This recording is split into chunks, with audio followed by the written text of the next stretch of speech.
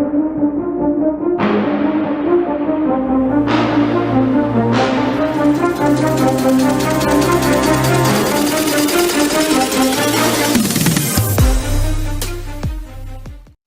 know what time it is. Y'all know what time it is. Y'all know what time it is. It's 7 p.m. You get such a damn watch to it.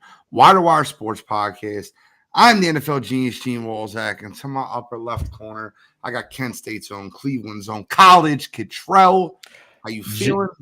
Gentlemen, feeling great, man. Feeling great. We got some basketball cover.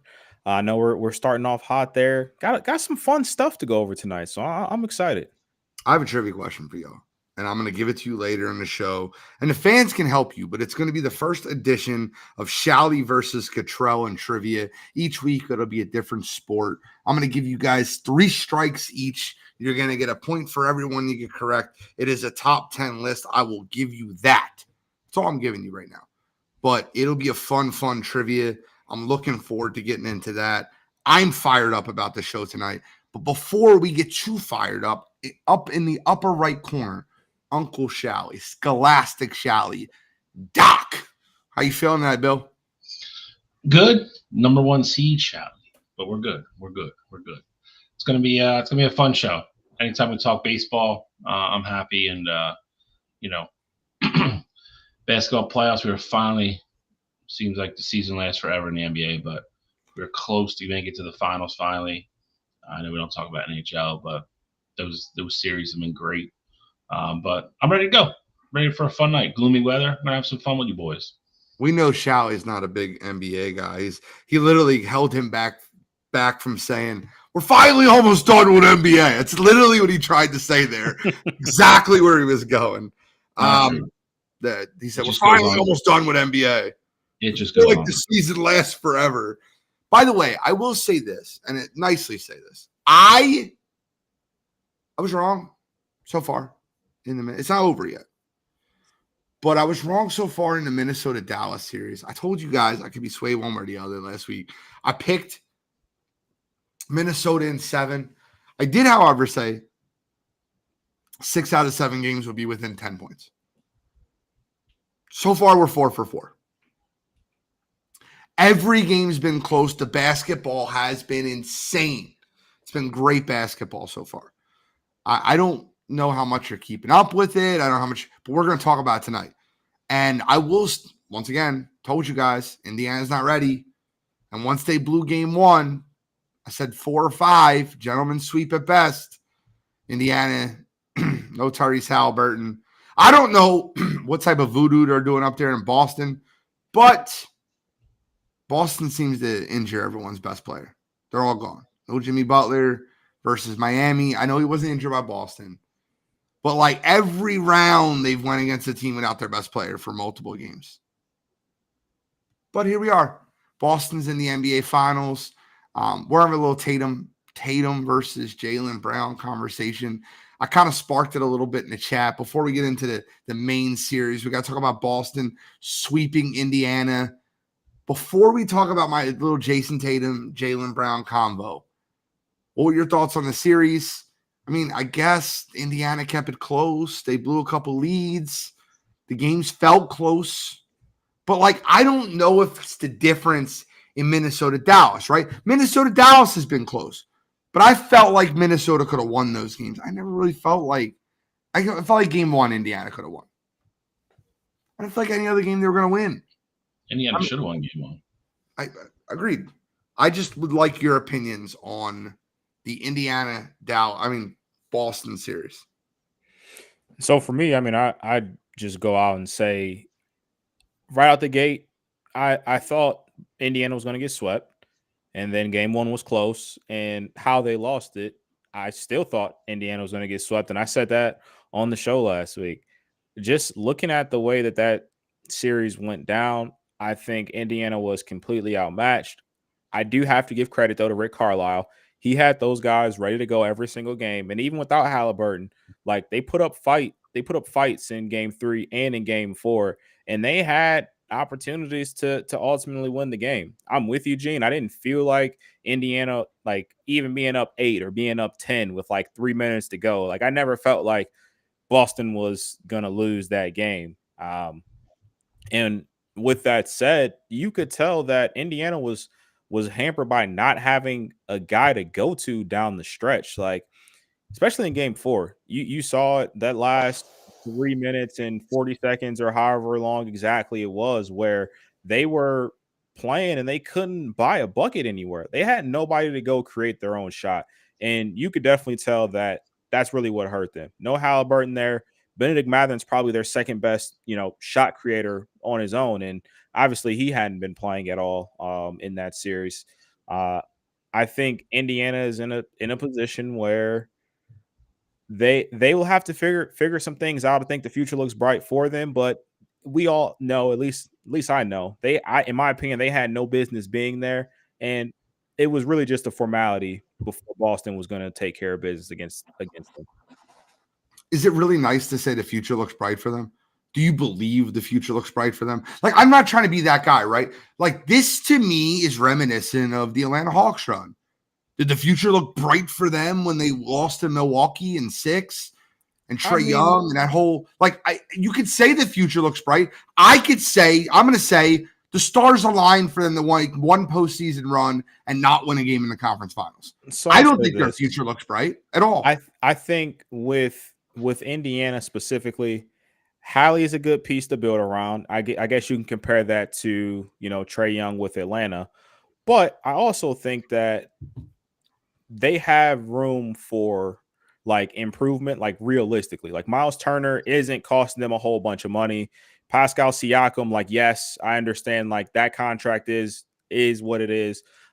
He's going to be a max player for them, but I think they have room for improvement there. And if they can, I don't even know what the move would be specifically for them, but we saw it this year. Their struggles have really been defensively. But they get buy-in. Nembhard, he plays hard on both ends of the court. He's not afraid of anything. He's not afraid of a shot. He's never seen a shot that he doesn't like, and he's not afraid to go up against great players defensively. So I think they have pieces to build upon, and having Rick Carlisle there, I think they can compete. Just seeing how they competed against this Boston team, that's really what you need. So, I mean, I think the future is bright for him. And you know how you feel about Benedict Mathurin as well. I think Benedict could be a guy that's a great third option for that Pacers team. I mean, I think that the Indiana Pacers, it looks bright as a team that's going to remain in purgatory. They have no real future of winning the NBA Finals. They can't make any real move to get them closer to winning the NBA Finals. Bill, am I wrong? Do you think the Indiana Pacers are going to be a team that's going to be competing for the NBA Finals in the next 4 or 5 years? And I said 4 or 5 years for a reason, because no one expects them to be there next year. I can give you 7 teams in the East I'd give a better chance to make it to the NBA Finals next year than Indiana. Off top of the head, not even thinking about it. New York's got a better chance. They're going to be healthy. They're going to add somebody. Philadelphia, Boston, Milwaukee. You can name team after team after team that it will be better than Indiana, Orlando, Cleveland, if they add a star. All these teams can be better than Indiana next year. Yeah, but if Indiana they have room for another max player. If they go add another star, they're a different team. I don't think you could definitely say that Orlando's a better team next year. Or, I mean, hell, who knows what's going to happen in Miami? Atlanta is about to blow the whole thing up.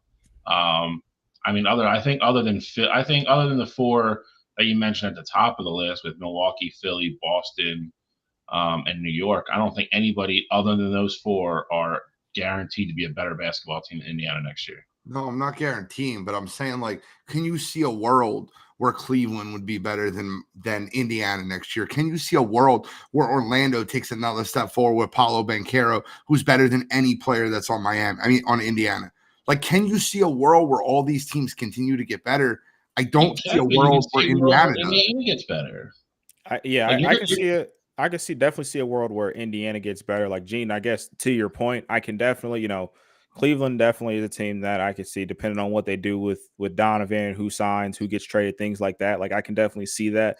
But just seeing how aggressive that Indiana was and making the move for Pascal Siakam, not even saying that's like a championship winning move or anything like that, but that just lets me know that, hey, they are trying to win now. I think they have the coach to do so. And I do think they have the pieces to do so. And the other nice thing is that with Halliburton, at least at this point, playing for Team USA, he's got a chance to play with a lot of the best guys in the world. And he could either, try to recruit them to come to Indiana or just start to build that relationship with those guys to where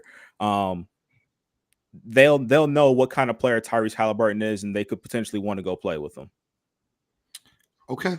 I'm not going to beat around the bush here. I'm not going to continue going back and forth with it. I think they're a purgatory team. I don't think they're ever going to leave purgatory. I don't think they have the pieces to get out of purgatory. But what I will ask you this, and I said this comment in our chat the other day, and I kind of wanted to get a little deep dive into it today. And at first I said it, you guys both were like, I don't agree. And then I said what I meant by it, and you're like, I can see that. I understand that. So I'm going to ask the chat. I'll ask anybody out there, Twitter world, YouTube land, Twitch streamers, anybody. Do you believe that Jason Tatum will be a better Batman than Jaylen Brown will be a Robin? And what I mean by that is this, right? And I'm just trying to give you guys perspective here. I think that Jason Tatum can compete for an NBA Finals this year because they have the best roster in the NBA. I look at this team very similar to the Detroit Pistons of 2004, where there's not really anybody that's a true Batman, but there's a lot of good Robins. Jason Tatum could be a Batman, okay. But on Detroit, there was not one top 20 player in the NBA on that team. And there wasn't. You could lie to yourselves and pretend that Chauncey Billups or Rip Hamilton or Tayshaun Prince or Rasheed Wallace or Ben Wallace were top 20 players in the league then, but they weren't. They weren't top 20 guys. I think Jason Tatum's an outside the top 10 NBA player. I think out of all 10 guys between the starting five of Boston this year and the starting five of Detroit in 2004, he'd probably be the best player. But I think it helps them a ton that they probably have the best Robin in the league. And what I mean by Robin, like, I think Dallas has Batman and Batman, right? Like, I think they have two guys that could play Batman.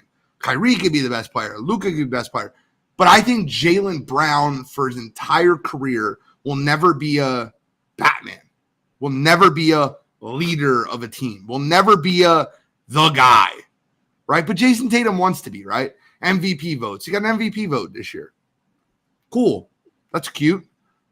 Do you think that, and guys, I don't even mean to say this to be too crazy.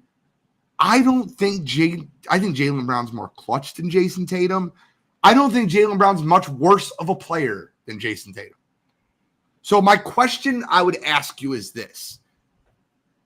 Take Jason Tatum off any team that's left. Take him off Boston, add him to Minnesota. Where are they at? And switch Ant Edwards over to Boston. Take him off of Boston and move him over to Dallas and take Luka off. Take the Batman off the team. Where are they at?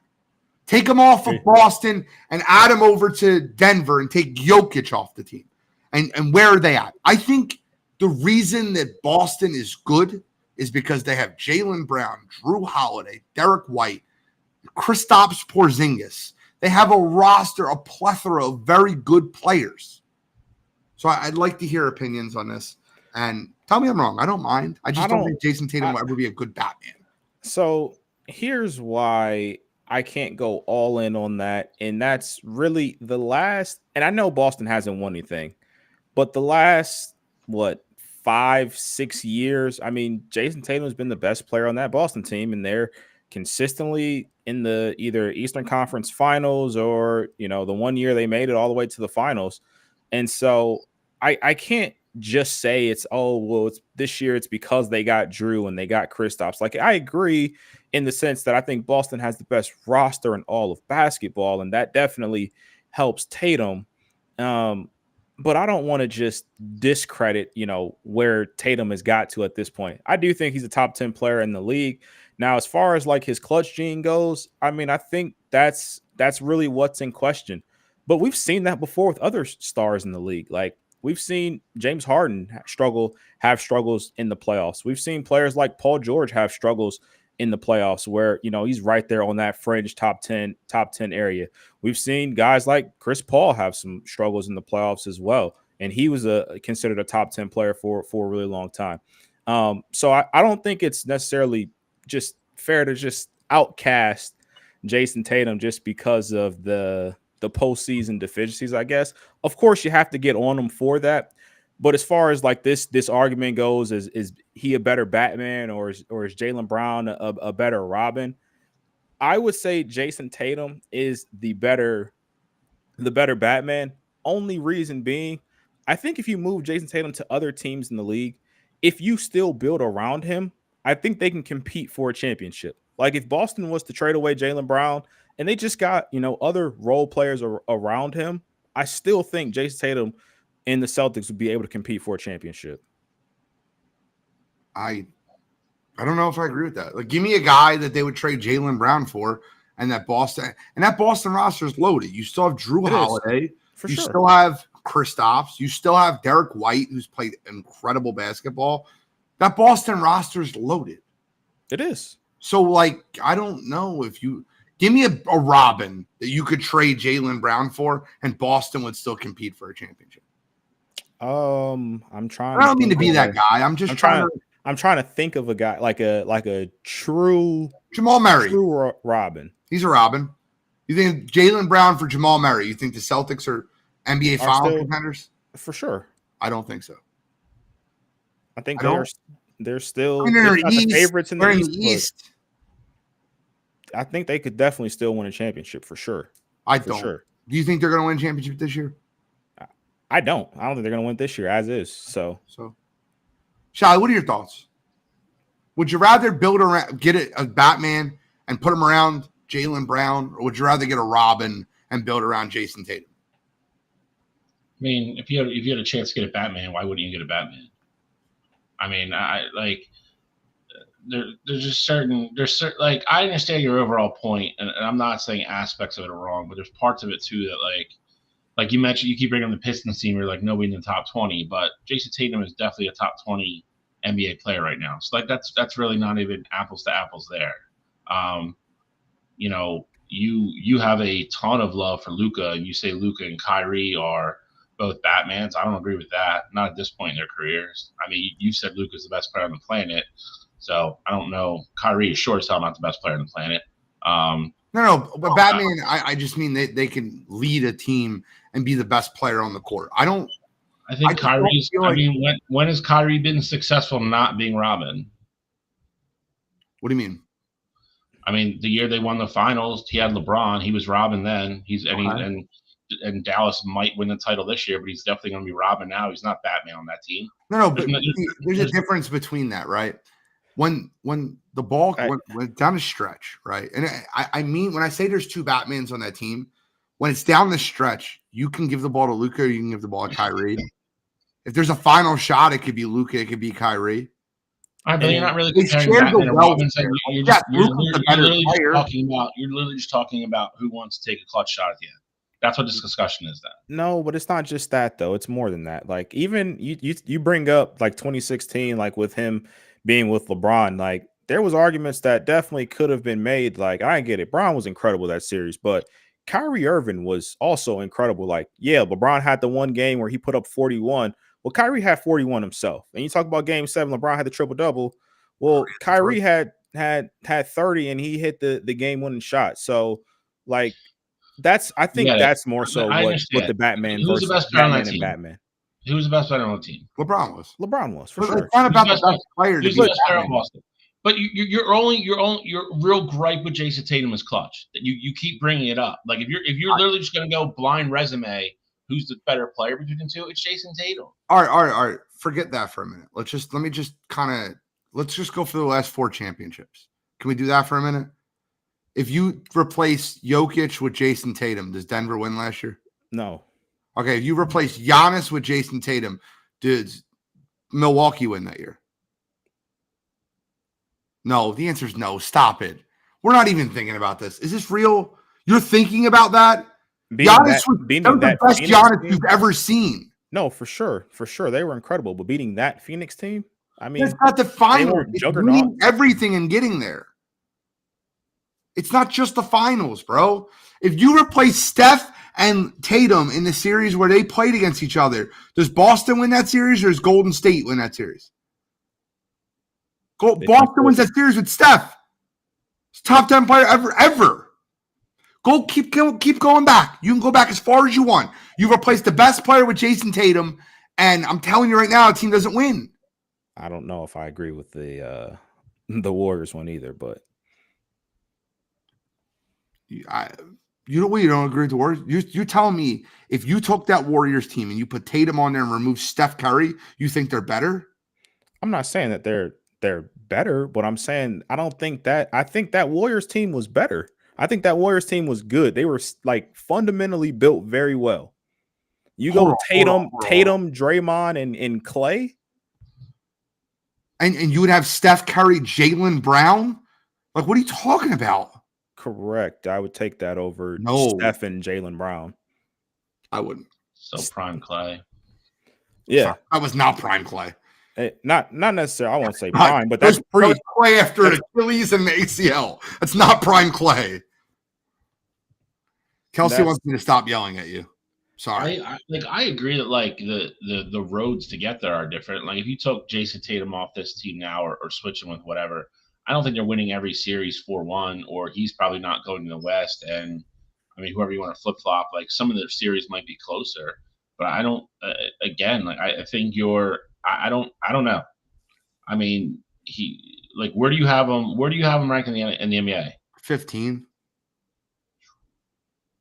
I mean, I can probably go through 15 off the top of my head. I'm not even looking. You know what? Let me pull up a list. Let's do a list. Are you taking him? Are you taking him over Devin Booker? Yes, I'm taking Tatum over Booker. I'm taking LeBron James, Kevin Durant, Luka Doncic. Count for me, Control. Can you do that for me? I got you. LeBron, KD, and stop me when I say something crazy. LeBron, KD, Luka, Giannis, Steph, Jokic, SGA. Whoa. You're not taking SGA over? No. Are you stopping me at SGA? So one year of SGA being Ant very Edwards. good, you're taking him over Ant Edwards? I'll give you Ant. You're not getting SGA. You're Ant, but you won't give me SGA. SGA finished second in the MVP this year, but you'll give me Ant because you like him. No, it's not. It's you not just arguing that. against SGA last week in the MVP. Vote. Hold on. Now it's number 2. Anthony Edwards is still playing right now. SGA is not. Joel Embiid. Okay, that's you're at 7 right now. Okay, so I would take Kawhi Leonard healthy over him. I would take Anthony Davis over him. You're not taking those guys over. Jimmy Butler healthy over him. You're not taking those guys over him. I'm just going off top of my top of the dome right now. And PD, I get. I've always 1 year. I'm not saying forever. No, I want to address PD in the comments. He said we weren't watching the Thunder. PD, I've been on SGA since he was with the Clippers. I 100% have been watching SGA, but you would have never had a conversation. It would have even never been a thought that he was better than Jason Tatum before this year. Like that wouldn't have even been a conversation. That's what I'm saying. Correct. Okay. Well, this year happened. And you're telling me next year you would take Tatum over SGA? Yes. Tatum's still playing. I wouldn't. Yes. I would. Yes, I would. Tatum has gone to the By the way, I could make a very Finals. clear argument for Jalen Brunson. I could. Jalen Brunson can take over a basketball game. Jason Tatum can't. Big difference. Jason Tatum, I don't want to make the whole basketball game. I mean, he did it to us, 2 years ago? Bro, he was crap forever. James Harden was 1 for 10 and gave the ball to 9. It doesn't matter what James Harden did. That's not the question. Tatum had 50. Yeah, like come on, man. Like if you don't like the guy, that's fine. But you know what? I really think this guy. I think this stems from an argument that we had 2 or 3 years ago, and Gene was trying to get out in front of it and said, 2 or 3 years down the line, Jaylen Brown's going to be a better player than Tatum. 5 years. I remember the conversation talking about. I said 5 years from now. It was right before they were both getting their extensions, which was it could have been like 2 or 3 years ago. A year ago. No, it's not 3 years. No, it was 2 or 3 years ago. It definitely wasn't 1 year ago. That's for sure. So let's say 2 years ago, I said in 5 years, I would take. I think Jaylen Brown would be a better player than Jason Tatum. I feel like it was like 2-3. Okay, But fine. That definitely we aren't there happened at now. the studio. All right. I don't want to make the whole Jason Tatum, Jaylen Brown. We got to move on to the Western Conference side of things. I feel like I'm getting yelled at. That's fine. Chat, everybody. I'm wrong. Okay, fine. I disagree. We'll find out. When we normally have these conversations, a year goes by and people are like, I can't believe you said that. And I'm right. But we'll see. I will say, though, there is a lot of revisionist history, though, Gene. I will say that. Please tell me. A lot of revisionist history. Yeah, there is fair. There's revisionist history everywhere. But I know. Give me a revisionist history since you wanted to bring that up. I'm just saying, for example, we go over our baseball list this year. Okay. And this is just an example. We go over baseball this year. You got Corey Seager higher than Xander. Of course, we all did. And you're like, see, I told you guys it was going to happen. But quite literally the year before, you had also had Xander higher than Corey Seager on your baseball list. You were right there with He signed with San Diego and he was in the middle of that lineup. Doesn't matter. Anybody doesn't matter. I never thought he was a better player. Doesn't matter. I'm just saying that's the revisionist history that we go after here. Yeah, but it's a projections list. I told you that doesn't again that doesn't matter. The year, so you do that, and then a year later, Corey Seager's a better player. Like, see, I told you guys 2 years ago, Corey's better. We got into an argument. I told you Corey Seager was a better player than Xander Bogaerts. And then the year after, you had Xander rated higher than Corey. That's what I'm saying. Projection for a year. Revisionist history. Definition. All right, guys. Western Conference. Here's something I'll revisionist for you. I'm not dead in the water yet. I predicted Minnesota in 7. They're not going to probably win the series. They were down 3-0. They won game 4. They'll probably win game 5. The NBA definitely wants a game 6. They don't want that, Kelsey. But the NBA wants a game 6 at minimum. The NBA Finals is a week away. We'll find some extender type situation. I think Minnesota wins game 5 in Minnesota. And I think we see a really competitive game in game 6. But the thing that stands out to me about the Minnesota-Dallas series,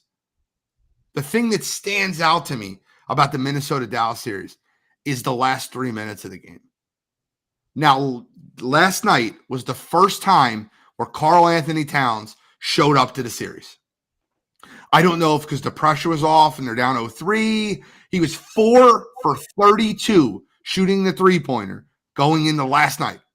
Now, he got hot last night, and he was great down the stretch. And Anthony Edwards made bucket after bucket when he needed to. I'll say this, though. I don't think these two teams are very far off, but I will give credit where credit is due.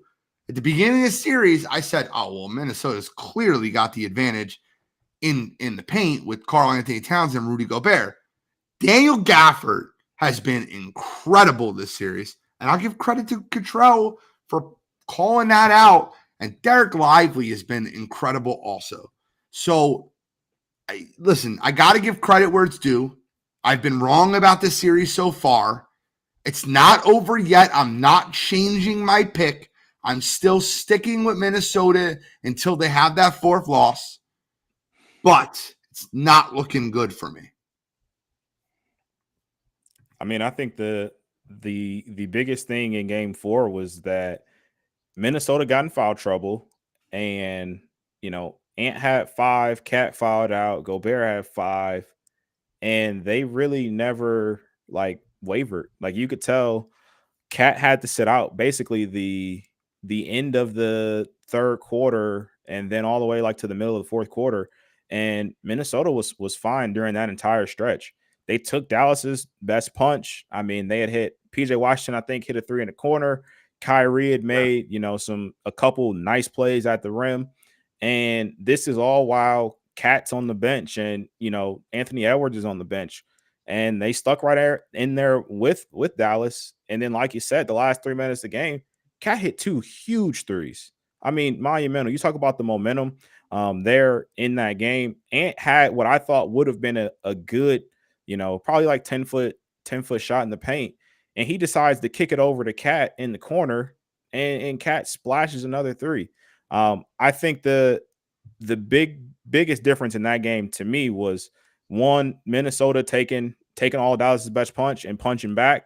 But then 2, Maxi Kleber being in the game instead of Derek Lively definitely made a difference for that Dallas team, at least offensively. You could tell the pick and rolls weren't quite the same. Maxi doesn't roll to the rim. He's more so a shooter, you know, a spot up shooter for them. And you could tell like that dynamic change. I think if Derek Lively comes back and plays in game 5, I think it will be another great competitive game. But ultimately, I think Dallas will close it out if they can get Lively to come back and play, let's say 20 to 25 minutes in that one. Game 2 is where this series completely swayed for me. It's 3-1, but I'm telling you right now, there's not a snowball's chance in hell that Minnesota should have lost game 2. And their like overall offense down the stretch of that game was so bad, and it made no friggin' sense. And I was appalled by it. It was terrible offense. They look lost. They look like, and I know exactly what Dallas did. They ran an ant. They're like, you're not shooting. And they double teamed and blitzed them at the same time. And no one else on Minnesota wanted to make a shot. Now, Besides I will Nas. say this. What'd you say? Besides Nas Reed. Correct. I will say this, though. Just make points where they are. I don't think I've seen a player make more of a difference in being down 3-1 in a series than without making any stats, right? It's like PJ Tucker stats. I got to give credit where credit's due, man. For Minnesota, did you think you would get this type of production from Kyle Anderson? Like, I felt like he's giving them great minutes off. Now it's not a lot of points. Let's just be clear there. It's assists, it's steals, it's screens, it's smart basketball plays, it's a timely rebound. I think he's given them great production, and I never thought I would see that. It looks to me like Minnesota needs to not, and this is not the series for Rudy Gobert, right? Rudy Gobert needs to be off the floor. I think they would be better off with Nas Reed in the lineup and having 5 guys that can shoot the basketball to be able to clear the lane for Anthony Edwards. Shally, how have you looked at this series? Like, what have you looked at it? I mean, listen, I was on the same. Well, I mean, I forget who picked Minnesota. I picked Minnesota in 7 as well. I thought their just kind of overall depth and balance was going to be a key to this series. We've already talked about Cat struggles. Go Blue. See, she knows. But Luka and Gene already mentioned Luka and Kyrie have just been crazy good in the last 5 minutes of every game. I said it after game 2 when they went down 2-0 at home. I said the series is over.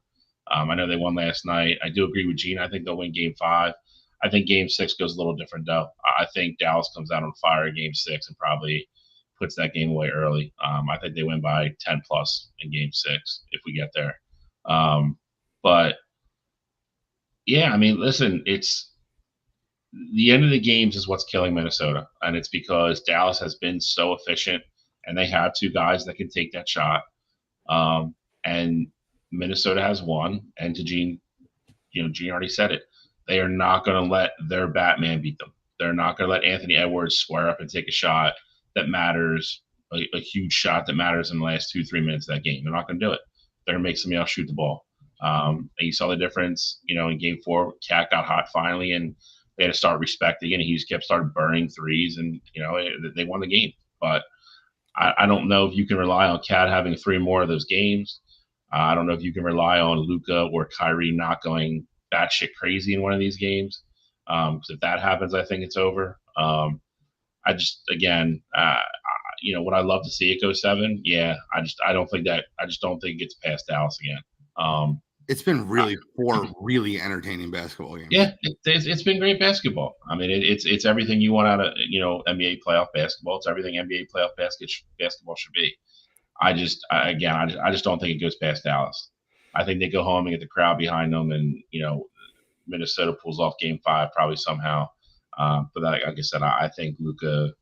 I don't think Luka lets that series leave Dallas in game 6. I think the interesting part about like what game 5 will look like is the fact that Luka in game 4, I know he had a triple-double. He had 20-something points, but he didn't shoot the ball well.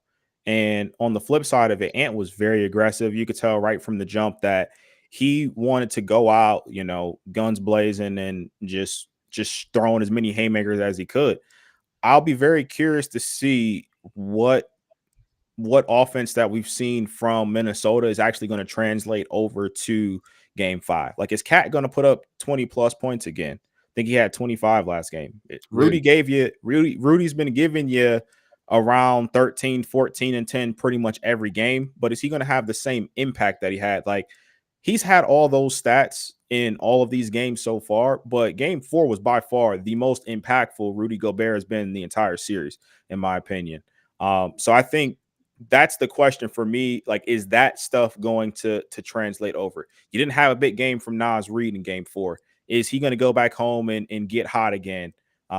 Is Luka going to shoot better in this game? Is Derek Lively going to play? Like, I have a lot of question marks going into this game, but if it's more so status quo of how the first 3 games went, I do think Dallas is going to pull off a tight one in game 5. And the last thing I'll say about the series is that I think Minnesota needs to, if Rudy Gobert is on the court, you cannot switch everything. Don't just let these players go one-on-one with Rudy Gobert. You've seen Dallas is comfortable letting Jaden Hardy do it, Kyrie, if it's, Derek Jones. Like, they don't care who it is. They get the switch with one of their guards or one of their small forwards on Rudy. They're just letting them go one-on-one with it. I think you either have to hedge it a little bit more, or you only go full switches when Rudy's out of the game. Cat is as mentally soft as AD is physically soft. It's a really good comment. I think that outside of last night, you could easily make that comment and have that impression. I've never been a big Cat fan. You guys know this. I say it weekly, but he showed up last night, and 4 for 32 is in the rear view. If he has another one of those games like he did last night, a lot of people will stop thinking about it. Now, I will say this, and I'm sure someone will bring it up later, but man, he needs some interview classes. Someone needs to talk to Cat about the things he should be saying in interviews, and saying I put up 1,500 shots a day. That's not it, bro. You got the whole NBA world calling cap on you. Please don't do. I don't think Kobe put up 1,500 shots a day.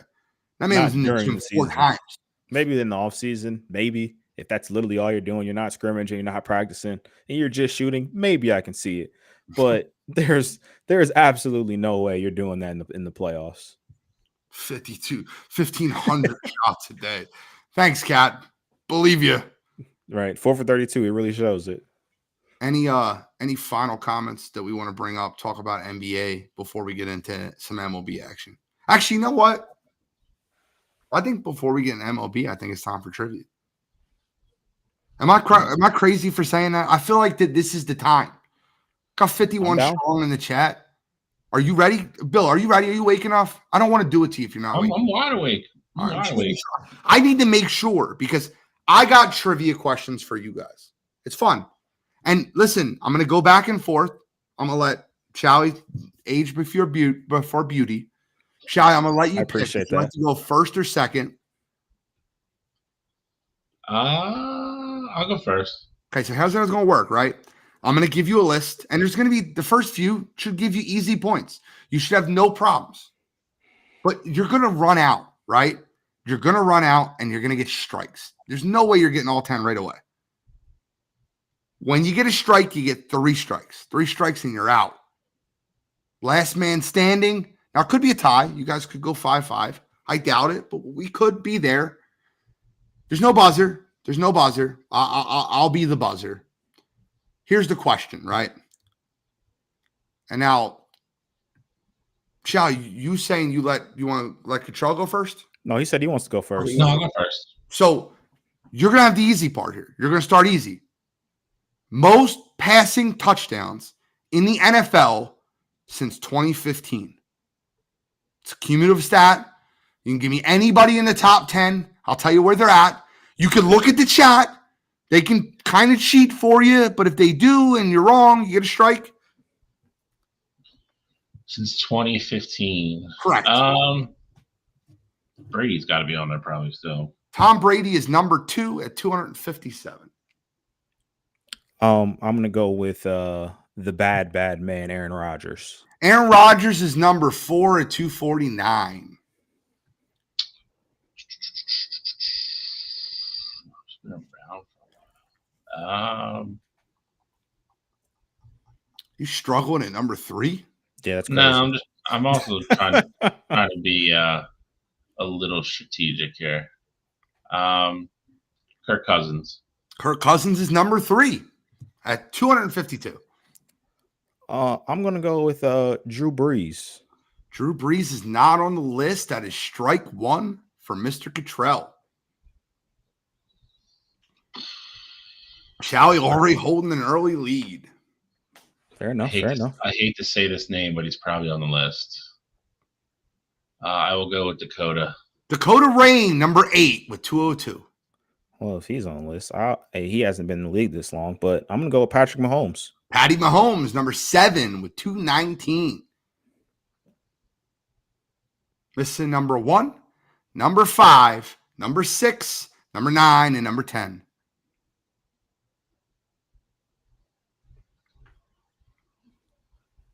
Got 1 strike for Cottrell, nothing for Shally. But he will get a buzzer if he takes this on. Stafford? Matt Stafford, number 5, 226. I thought that was a pretty easy one there. Okay, interesting. I am going through.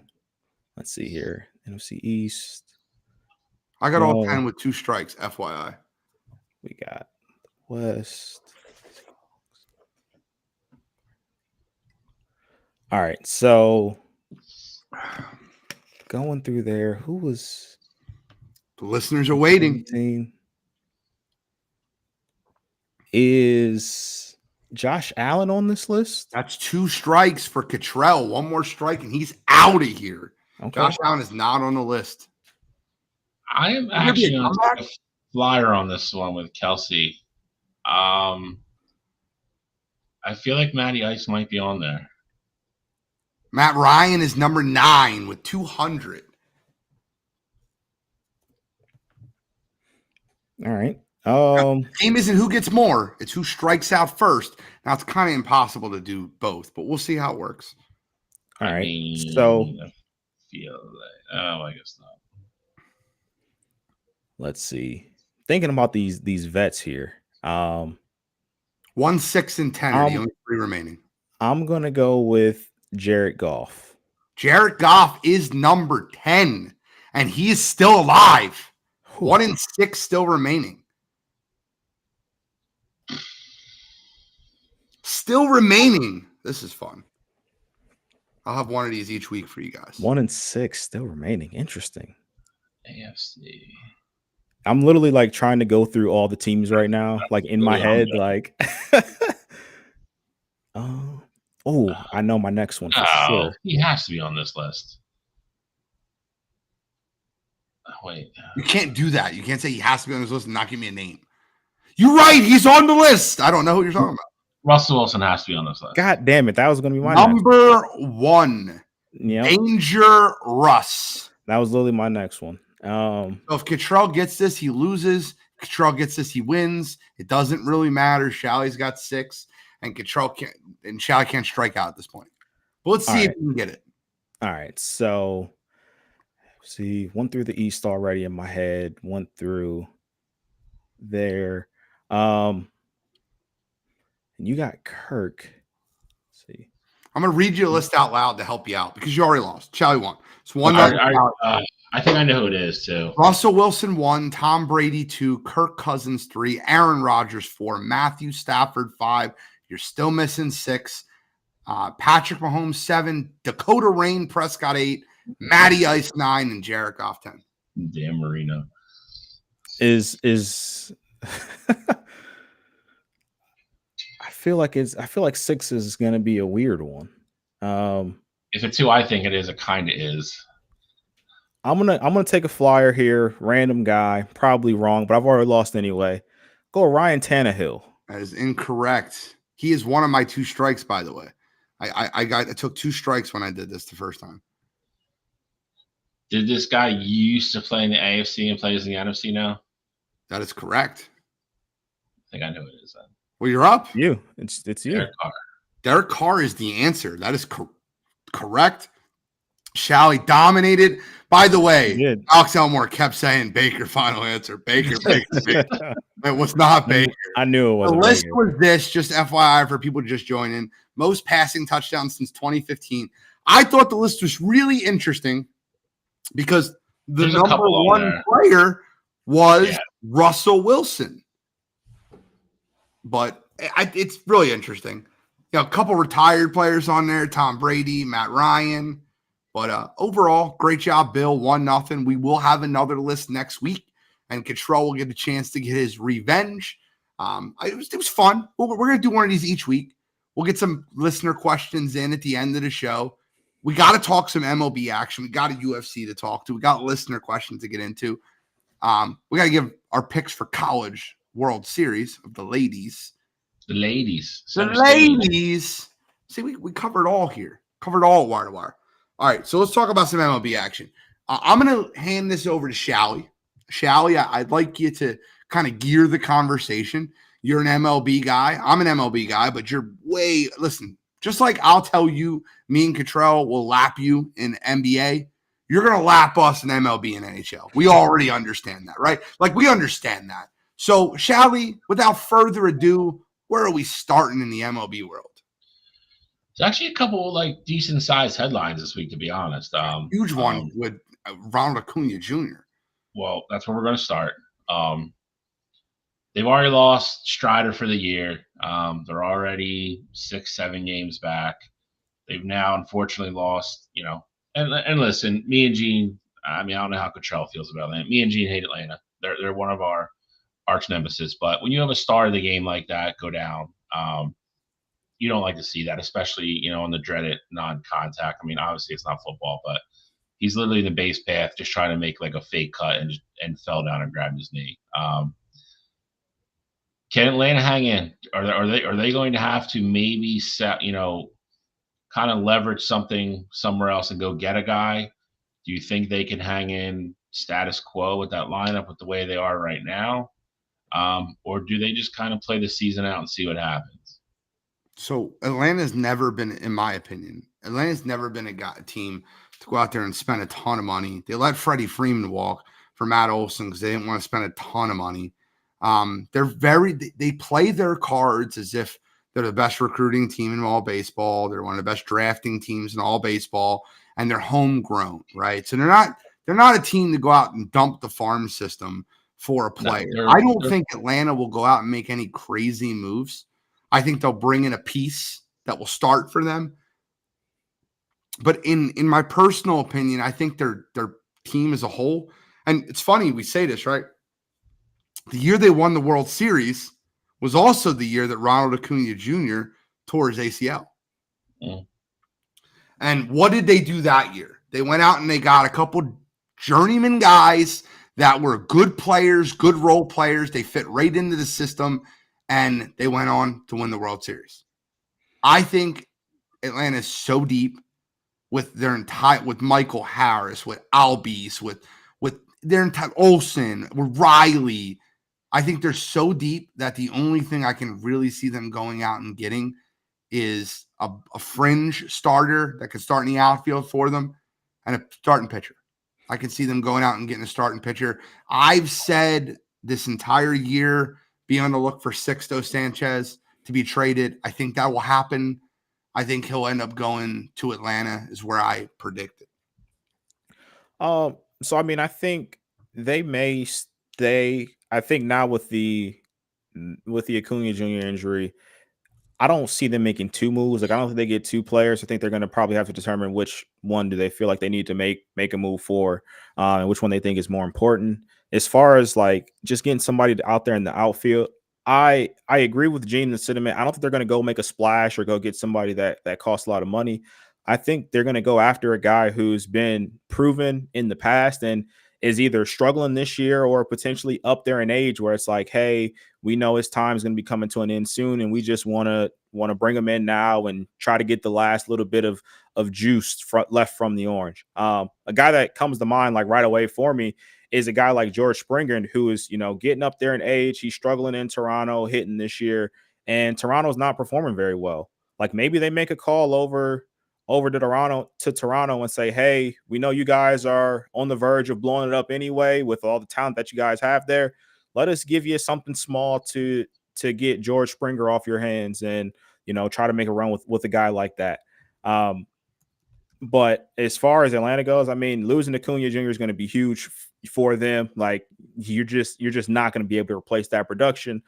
But I also don't think this is a situation where Atlanta's dead in the water. I think their roster is still super talented, and they can go out and make a small move and still be considered, probably not the best anymore, best team in the NL. I think the Dodgers had the distinction before the injury, and I think they definitely have it now afterwards. But I still think they can be in that 2 to 3 range and still compete to potentially win the NL East. I did see real quick. I don't want to go past this kneecap bite, and I love the question. And I do have a guess if you're still in the chat. He said, who was the only rookie in the NFL to get a Super Bowl ring and was a national champion his senior year in college? I have a guess. I think it's a backup quarterback. I could be wrong. I don't think a rookie quarterback came in and won a national championship. But I think this answer is none other than Matt Flynn. I think he came in the year that the Packers won the Super Bowl to back up Aaron Rodgers. That's my guess. I could be wrong. I don't think Stetson Bennett I think he came to the Rams after they won the Super Bowl, so he don't think he got it. So, I think the answer is Matt Flynn. If anyone has you're 1 year early, Gene. Am I? Yeah, because Flynn came out in, I think he was 08 and he won in 07, but the Packers didn't win until 09. Okay. That's a good question. Does anybody else have a guess?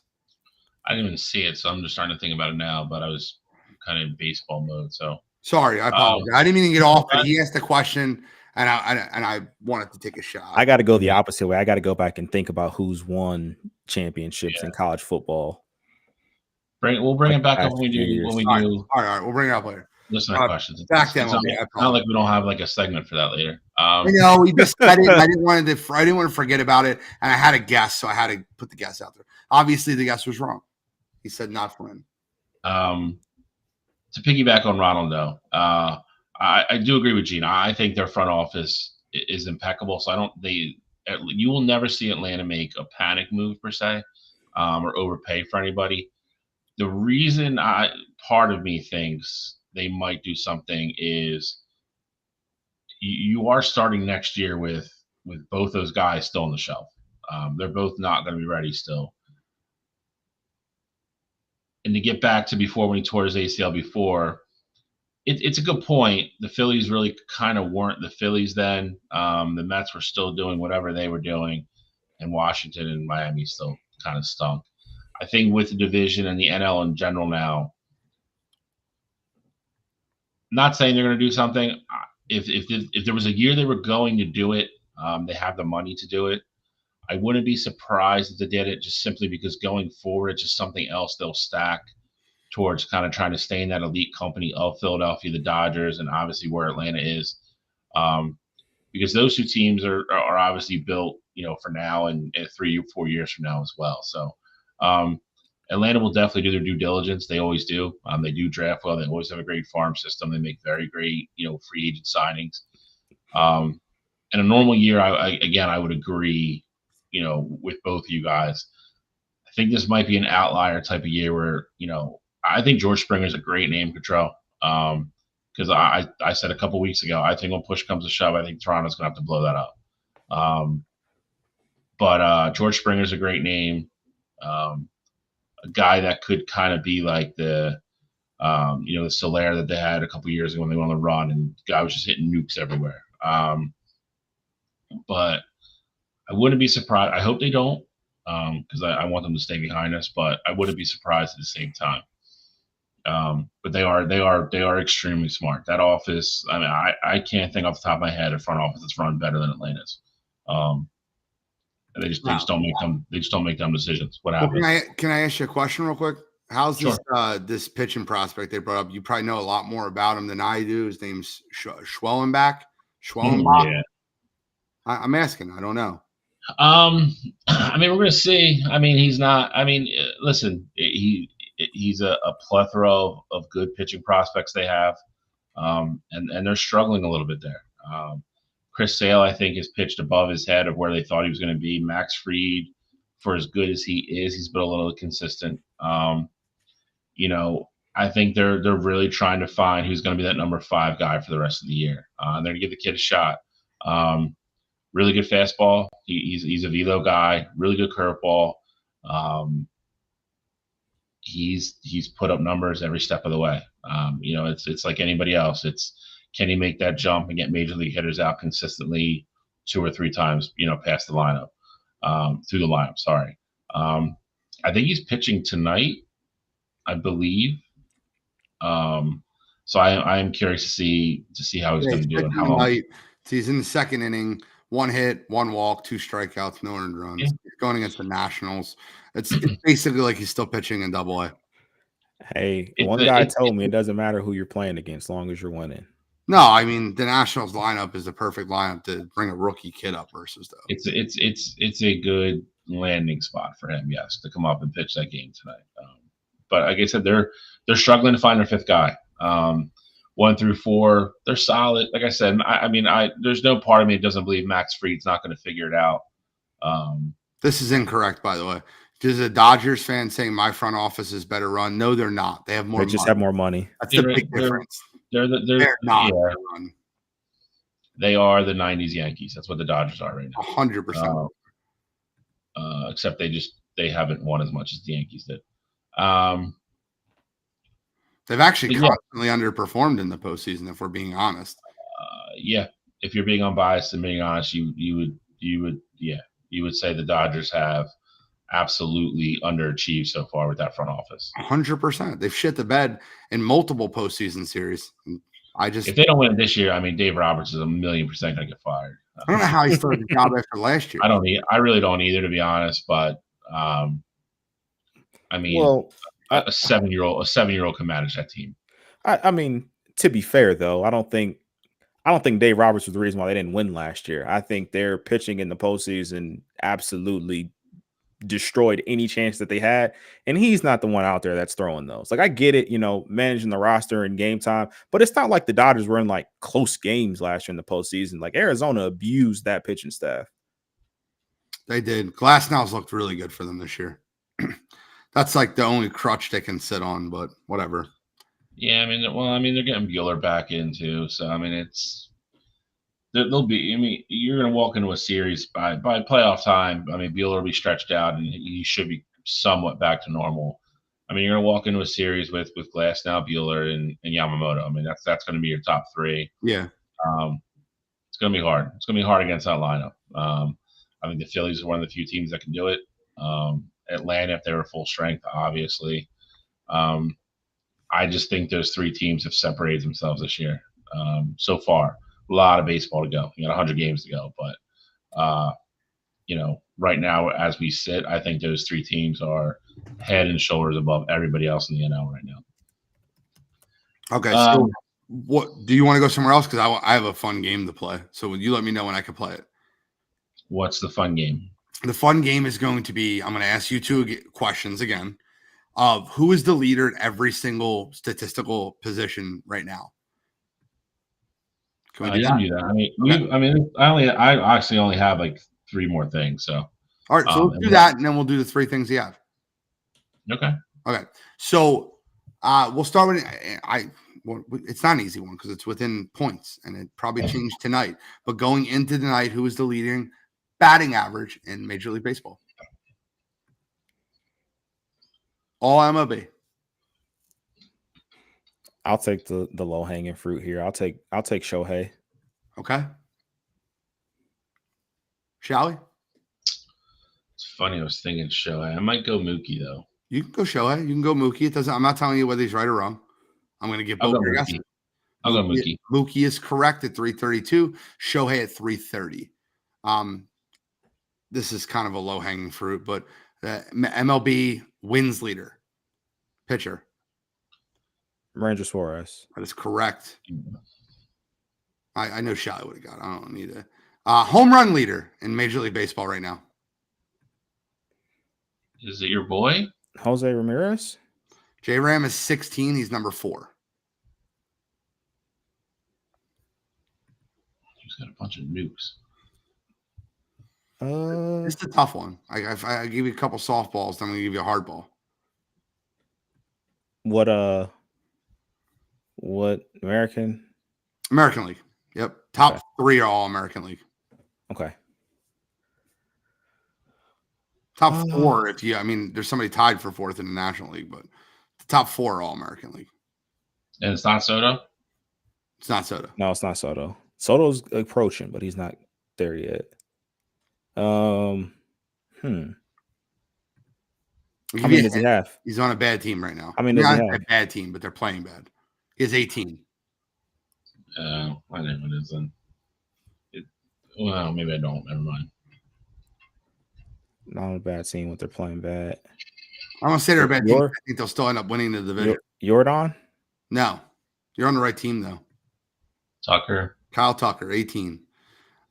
ERA, lowest ERA in Major League Baseball, qualified. A guy from the is it from the Cubs? What's his name? He's not. He's probably not qualified. I know what you're talking about. He's got like a .92 ERA, but these are mainly starting pitchers. You said American League? I didn't tell you American League or National League. This is all baseball. Skeens probably doesn't have enough games for qualified. Another good game today, though. Lowest ERA. Actually, I know this. I read it today. I know who it is now. Can I double down on Ranger Suarez? He is 1.75. He's number 2. Number 1 is 1.74. American League. Yep. Bobby Witt Jr.'s teammate. Yep. I feel bad taking this point. I literally read it in an article about something else today. It's Lugo. Yep. RBIs. That's the man out. I don't know if he's American. I think it is. No, I think it's Alec Bohm. Alec Bohm's number 3 with 47.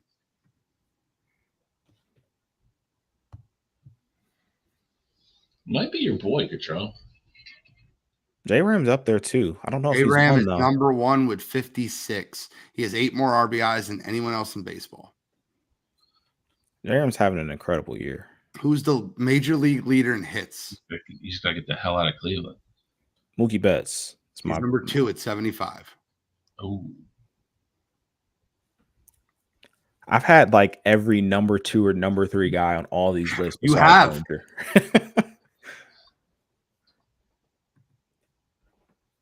Number 1 guy. How many does the number 1 guy have? 78. And he's a guy that always leads the league in hits. There's your hint. Louis Reyes. That is correct. Louis Reyes. Got traded for a bag of baseballs. I'm not going to waste your time asking who has the most stolen bases. You guys should already know that.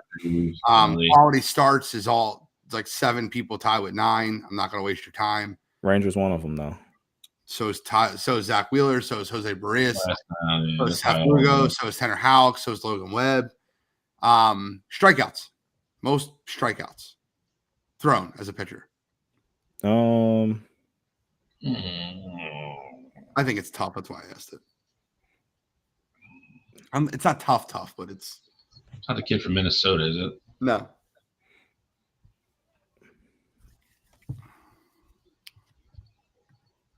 Trying to think who is the strikeout leader? Give you a hint. His name was just brought up within the last 5 minutes. Who else is the power pitcher? Literally, that's what straight came to mind was like power pitchers.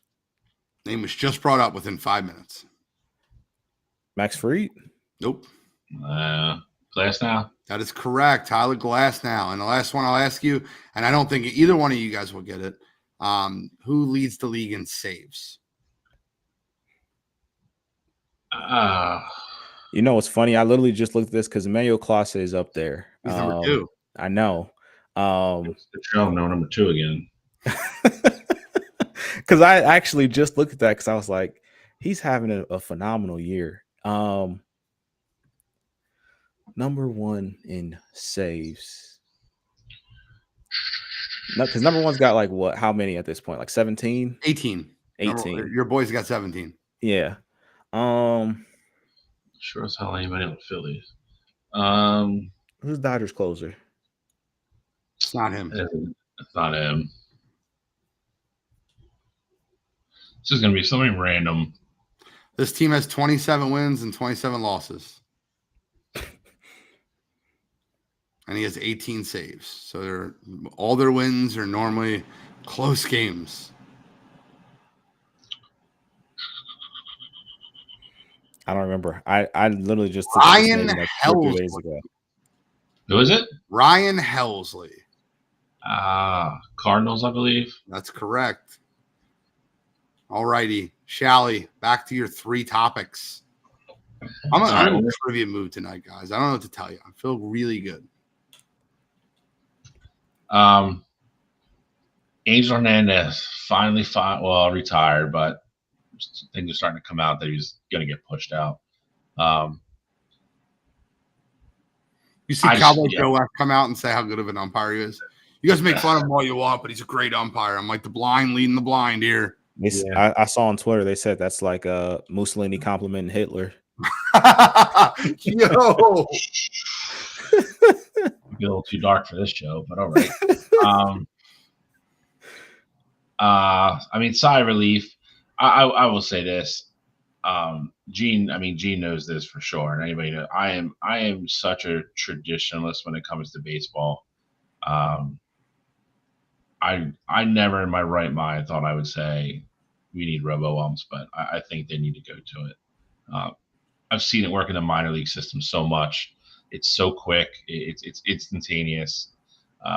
It gives the pitcher and the batter a challenge per at bat, and it takes 2 seconds. It doesn't slow the game down. These guys are just missing too many calls. Angel Hernandez is obviously the worst of the worst. Sigh of relief around baseball when he finally when that news broke on yesterday morning. But they got to be better. They got to be better. It's a hard job. I've said before. It's an extremely difficult job to do. You just have too many old guys that the union won't push out, and it's killing the game. I don't know your guys' thoughts on everything, but that's where I stand on it right now.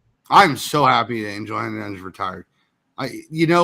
For an umpire, it's every pitch, every play matters. And I'll never forget the series in which Angel Hernandez got 3 calls overturned on him in one inning. 3 calls were overturned on him in 1 inning when he was first base umpire. It is one of the funniest things that you will ever see. Back-to-back calls, he made the wrong call, and they got overturned. It's absolutely unbelievable. He has an 84% correct call ratio, which is absurd. It is. I can't understand how you miss 16% of your calls. But it's funny because I just watched because of course after the news broke, I watched a compilation of like some of the worst Angel Hernandez calls, and it was like really one whole at bat. Like everything that he called a strike, like all 3 pitches that he called a strike were outside by like 2 feet.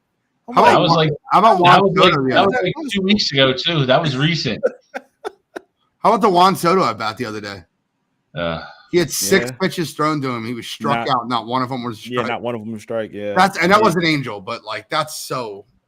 Or even like seeing Angel he called Bryce. He called a strikeout on Bryce. Bryce freaked out on him, and he tossed him right away. And it's like you were way out of line calling that one a strike. Then you tossed Bryce he tossed Bryce on a good day. Check swing. He tossed Bryce that's what I was talking about. Swing. And it was not even but close. It was clear he didn't go. It was clear he didn't go. He tossed Schwarber on a ball where Schwarber was doing what everybody in the whole stadium wanted to do. Both teams were yelling at him. I'm not going to lie. That Schwarber may have been ejected faster than anybody I've ever seen. Wow. I mean, he turned he didn't even fully look at him. He was already tossed. Angel knew what was coming after that one. Between that and slamming the bat and the helmet within 2 seconds, it wasn't going to take long. The He best goes, part you about missed that one is- outside, you missed low, you missed high. He's like, you have to be consistent. You can literally read his lips. He's literally saying, you've missed everything. when you see guys in the opposing dugout laughing and clapping for a guy getting ejected, just not that he's out of the game because of what he was saying, that's when you know you're a shitty umpire. He's so bad. I do want to bring up a point, and it's probably your last point, because we're talking about umpires tonight, and it is my you got to be kidding me. I'll kind of give that away, but I do want to talk about it because Shally is a traditionalist, and Shally is a live by the rules guy. So maybe, just maybe he might argue with me on this. We have a reel currently on Wire2Wire Sports podcast page. And on that reel is a call that was made in the White Sox-Orioles game. And if you haven't seen the call, just go check out the reel. It's got 180,000 and going strong. There was an infield fly called versus the White Sox. Now, I gotta paint the picture for you. It's 8-3. The Orioles are winning. The White Sox score 3 runs in the 9th inning to make it 8-6. They got runners on first and second with 1 out. The White Sox stink. I don't think the game changes one way or the other. Pop-up was hit in the infield. Infield fly was called, and interference was called by Junior. I don't know his last name, but he was the third base umpire. He called interference on a Chicago White Sox player, on Gunnar Henderson, catching the infield fly. I've watched that play 100 times. Shally, I want to hear your 2 cents on this. Did you think that call was right? Because I'll put it this way. Major League Baseball came out and said he shouldn't have made the call. But the Umpires Association and umpires, guys, I've been cursed at so many times by umpires and guys that train umpires. And the comments to me are laughable, right? There's a lot of guys in our comments that are saying he made a once-in-a-lifetime great call, and like this is what umpires live for. And I have a huge issue with scrutiny. I have a huge issue with that. So by the letter of the law, Shally, was it the correct call? So I'm actually going to agree with you. I wish the guy didn't call. I wish the guy didn't call it. It's one of those things where, yeah, okay, if you open the rule book and you read it, and by the letter of the law, is it correct? Fine, yeah. It's like the Bradbury like hold at the end of the Super Bowl thing. Like, letter of the law, is it? Fine, yeah. Textbook, grab the guy's jersey for 0.2 of a second. Should you probably call it there? Probably not. You get into that gray area, and that's where it gets tough. I look at it, it was such a routine play. They're just let them catch the fly ball and let the game play out. To double them up there when it was clearly unintentional, I think is terrible. I mean, who's ever talking up the call like it's a once in a lifetime thing? Like, who cares? Like, you're gonna get more. You're gonna be remembered for being a bozo that called this and ended a game for no reason. That was probably still going to end the way that it ended anyway, but you're going to be remembered for that more than you're going to be, this guy got in a lifetime got to call, Rule 97, subsection A, 22, blah, blah, blah, blah, and he got to call it in a real game. Like, who cares? I disagree with you even more. And Shally, like, I just want to be clear when I say this. We both agree that he shouldn't call it. But like you citing James Bradbury in the Super Bowl, or kneecap biting citing the Decker reported in Dallas last season, I think those were more gray area calls than this was.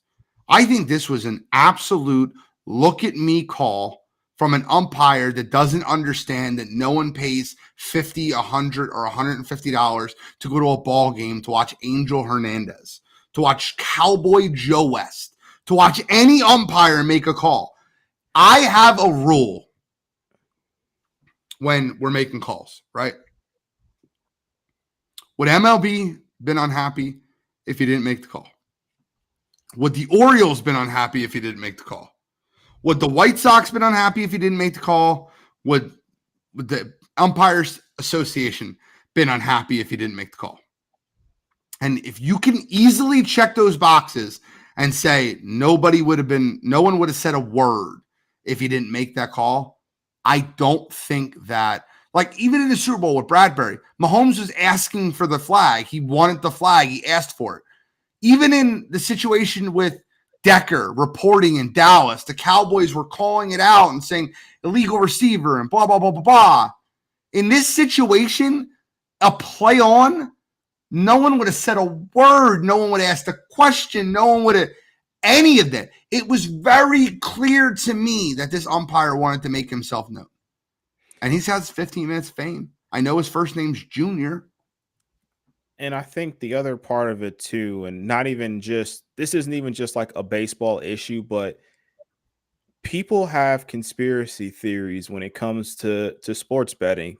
And just knowing that that game's line beforehand was at 1.5, and knowing how the White Sox were charging, and knowing like that's how the game ended, that just adds more fuel to the fire. And I'm not saying that's what happened here, or like he was just completely caught up in the spread of that, but like that's the kind of stuff that you have to even think about more so as well, just in today's society where we're at, like in terms of the sports betting aspect of it. I agree with both of you guys. I don't think it should have been called there in that spot. And I don't think it should have been called at all. The infield fly rule is already on, and I understand like the letter of the law wise, like it didn't affect that, or like this is an independent call of that independent fly rule. But if that's on, there's no reason why you need to call interference there.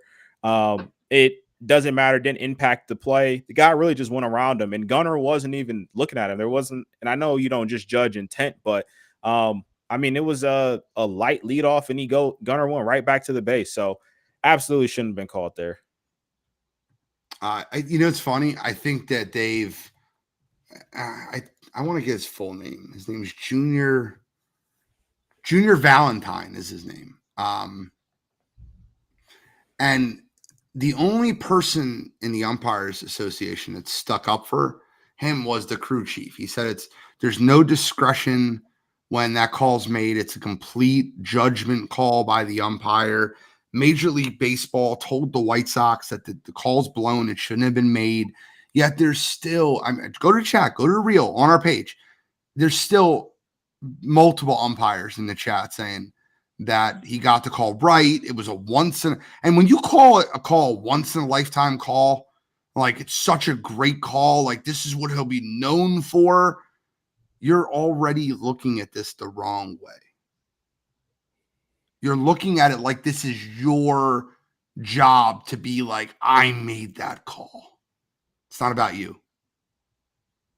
You remember what your parents used to tell you? Children are meant to be seen and not heard when you were younger.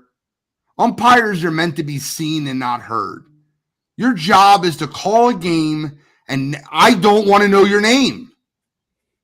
Think about all the umpires. Who's the most famous umpire in all baseball? It's Angel Hernandez. Why? Because he stinks. It's like offensive lineman in the NFL. Correct. You don't want to know their name. Shai, any final thoughts on this? No, I mean, like I said, I agree. I mean, I wish it wasn't called. I mean, I would just let somebody said Chicago wasn't going to win anyway. You're probably right. They suck. They're awful. But you just let the game. There's still a decent sized group of the older guys, the umpires, that have this crazy notion in their head that they think people pay for tickets to come to a game to watch them. And it's first chance they get, they will inject themselves into the game in most, normally a negative way. And you get the product that you have right now. The crazy thing is the younger guys that are in MLB right now, umpire wise, none of the guys that are crew chiefs or anything like that, they're not bad, but they're all on crew chiefs with the older guys, with Angel Hernandez. I mean, Joe West when he was still there, Buckner, like guys that have just been there forever, and they just won't retire. hopefully these guys all phase out soon, and we kind of start over. Because if not, man, I mean, it's like NFL officiating. It's too much of a steady headline week in and week out weekend, like it has been with the NFL. Like they're just every night there's a bad call, or there's a horrible strike three call. Like, and it's affecting the game. And to Cottrell's point, a lot of people have lost, I would say, a little bit of trust in what they're really watching. And you have the sports betting factor into it now, and it's becoming hard to kind of keep a very transparent product, or say that it is, when you're watching these guys blow a pitcher throw three straight balls that are all clearly, or three straight pitches that are clearly balls, and just strike a guy out to end the game. It's getting tough to defend, and I think you're starting to see that. So, and just once again, like if I'm a Colorado Rockies fan and the Phillies, they might come out there twice in a year. I don't know if they come out maybe once. Maybe. And you watched the game the other night, and Bryce Harper's ejected in the first inning. If I'm a Rockies fan and I paid good money to go see Bryce Harper, why he's there? Like he's showing up to a game, and it's not like he was screaming in the umpire's face. It was very clear he was trying to have a conversation with the umpire, and he gets ejected in the middle of the first inning. I just don't. Why do you need to eject someone because they're having a conversation with you? And even listen, the crew chief on that staff even said that Harper wasn't, said he gave him a long, Carapaza was the name of the crew chief. Said gave him a long leash because Bryce kept arguing balls and strikes. At the end of the day, equipment violation is a big warning. And if you continue to talk about pitches, then Brian had to handle it. So that's really it. Harper said afterwards, he said that, I was bummed. I wasn't trying to get thrown out. Was just having a conversation. There are guys who are professionals in the league. They understand it. I guess 120 didn't understand it. The 120 that Harper was referencing is Walsh's jersey number. He's not a long-time umpire, hence the high number. Friday's game in Coors Field is Walsh's 109th career MLB game, his 23rd behind the plate. You shouldn't be making a name for yourself by trying to make a hero call or eject a player like Bryce Harper, particularly in that situation where people spend their hard-earned money to watch a superstar play baseball. I agree. Like I said, there's some of these guys. I think part of it too is, and you've heard other stories about this, where the older guys tell the younger guys, like, "Hey, you can't let Bryce Harper walk all over you or embarrass you, or if you're playing a team with a guy who notoriously chirps at umpires all the time, or if they're playing the Yankees and you're behind home plate and don't let Aaron Boone sit on that step all day and trash talk you. Like, you got to warn him or throw him out." And that gets in these guys' heads, because the crew chiefs are the guys at the end of the year that do their grades. And you've heard from younger umpires say, like, "Hey, I got my year-end review and so-and-so said, like, I'm too soft. Like, I let managers and players get away from too much." And then you see that kid come back the next year and he's third in ejections now. Like, it's a systemic problem. And the worst thing that happened is when the umpires got their own union, because they just don't care. Yeah, they don't care. They're not going to do anything. Major League Baseball can't make them do anything. The funny story came out about Angel Hernandez's hearing today, when he was accusing them of being racist, and that's the reason he wasn't moving up or getting playoff games. And they said Major League Baseball's lawyers literally rolled a TV into the court with a highlight clip of him just blowing calls. And they were like, "That's why you're not getting World Series games." I want to address this real quick. Harper leads the league in ejections by a lot, which he does. He's earned his own short leash. Alex, I just want to be clear when I say this, and I would like you to point it out to me. I'll tell you one thing about Bryce Harper ejections, particularly in Philadelphia. I don't know about what they were when he was younger in Washington. I don't have that research, but I don't remember, and maybe you could help me. I don't remember a Bryce Harper ejection on a call he was wrong about. He's normally dead right about what he's arguing. What does that have to do with anything, though, to be fair? Well, it has to do with the fact that when you make a mistake behind the plate and you don't want to own the mistake, and you find out he's right, the player's right about the mistake you make, that matters. No, you don't think that matters if you blow a call? I mean, I do think I do think that matters, but I mean, most times guys get ejected. It's because they think something else happened, and they probably are right about it, and that's why they're arguing it. Like I think that's a common occurrence. Now, I'm not just saying that just because you're right, like doesn't mean you could just do whatever you want to. No, I'm not saying that, and I'm not saying Harper shouldn't lead the league in ejections. I wanted, and it's not because of his short temper. They threw at him twice. I know you're a Giants fan, but your stupid pitcher can't control himself, and he threw at him inside. Harper said something to him, and he threw at him up and in. If you can't control your pitching, go back to the minors and learn how to control your pitching. I'm sorry your 500 ball club can't afford to have a good pitcher throw strikes down the middle of the plate. Bullshit. I watched the game today. Watch the game. He threw him inside. Harper said something to him. He threw him higher and inside, and the umpires didn't do shit about it except issue warnings. The second pitch is where they lost control of it. Correct. I'm not saying the first pitch was Adam, but when that pitch is there, then obviously Harper chirped and whatever. And I mean, listen, nobody wants to get hit with a baseball. It sucks, like really bad. But when the chirping starts and then your literally next pitch is higher and more inside, then you can't tell me it's not intentional. And that's, you don't want to chuck them, that's fine. But I mean, it's hard to toss somebody when he didn't hit him. But at the same time, bench is clear because of his short temper. No, bench is clear because your pitcher threw at him. And by the way, 7 years to the date to when another pitcher from San Fran threw at him and got it. And by the way, the worst helmet throw of all time in that Harper game 7 years ago, just to be clear. But 7 years ago to the day. Yeah. Bench is cleared because ass beat in that fight, by the way. Your guy threw at our superstar player intentionally. That's why bench is cleared, not because of Harper. Correct. All right. Is there any other topics you have at MLB? There was two ones we could skip over them because I know we're a little tight on time, but there's one we have to talk about because it's a huge deal. We got time. Major League Baseball and the Hall of Fame finally announced that they're including all the Negro League stats from the old time. They are now incorporated into all official stats in Major League Baseball. There's two sides of this.